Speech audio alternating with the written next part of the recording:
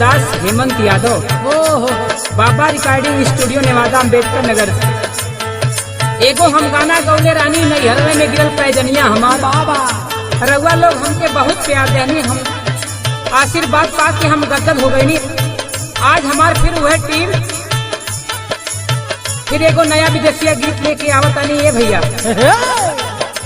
Audio द्वारा सुनब, video द्वारा देखब, ये अनहरा के ढेर आशीर्वाद मिली भैया। कैसे कहना बा भैया? कैसे?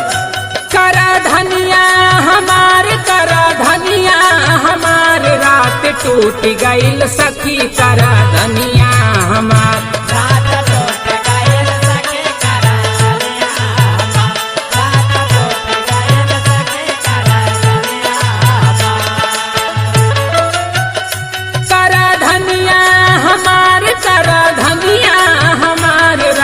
टूट गई सखी करा धनिया हमार।